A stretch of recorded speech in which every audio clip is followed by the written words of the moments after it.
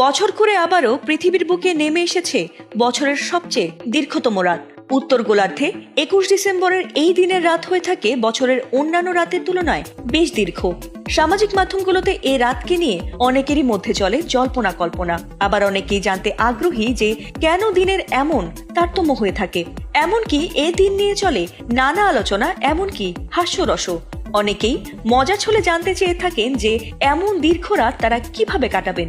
যদিও দিনটি সপ্তাহে শুরু হওয়ায় অনেকেই অফিস থেকে ফিরে খেয়ে দিয়ে লম্বা একটি ঘুম দিতে চাইবেন, তবে অনেকেই এ রাতকে নানাভাবে স্মরণীয় করে থাকেন। চলুন দর্শক, এমনই কিছু অভিনব উপায় জেনে নেওয়া যাক। যেহেতু শীতকাল আর সাথে রাতটাও বেশ বড়, তাই পরিবার বা বন্ধু বান্ধবদের নিয়ে আড্ডায় মাতুন।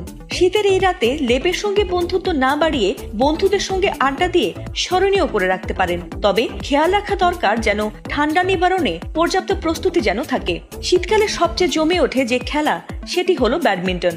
বর্তমানে বাঙালি সংস্কৃতির শীতকাল যেন মিশে আছে ব্যাডমিন্টন খেলায়। যেন শীতকাল মানে গভীর রাত পর্যন্ত ফ্লাড লাইটের আলোতে ব্যাডমিন্টন খেলার ধুম। বড় এ রাতে বন্ধু বান্ধব কিংবা খুব কাছের মানুষগুলোর সঙ্গে ব্যাডমিন্টন খেলে স্মরণীয় করে রাখতে পারেন। একই সঙ্গে শীতটাও যেমন উপভোগ্য হলো, তেমনি আবার রাতটাও কাটানো হলো। সুযোগ থাকলে নিজের প্রিয় মানুষকে সঙ্গে নিয়ে বেরিয়ে পড়তে পারেন লং ড্রাইভে। কুয়াশাচ্ছন্ন নীরব রাতে নতুন অভিজ্ঞতা হবে নিশ্চিত। আর না পারলে এলাকার নীরব অলিগলিতেই ঢু মারতে পারেন, তবে পথে সতর্কতা অবলম্বন করা জরুরি।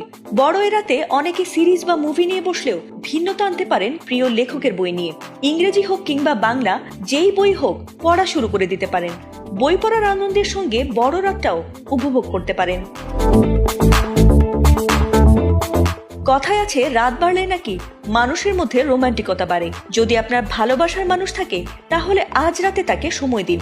আর যদি বন্ধুকে এখনো প্রেম নিবেদনের সুযোগ না পেয়ে থাকেন, তবে বছরের সবচেয়ে বড় এ রাতটি হতে পারে সেই সুযোগের মোক্ষম সময়। আর যদি এমন হয়ে থাকে যে অনেক দিন ধরেই বলবেন বলবেন ভাবছেন কিন্তু বলা হয়ে উঠছে না, তাহলে আজ রাতেই সুযোগটা হাসিল করে নিন। এছাড়াও ধর্মীয় মনোভাবের মানুষদের জন্য সবচেয়ে ভালো হয় প্রার্থনা বা ইবাদত করা।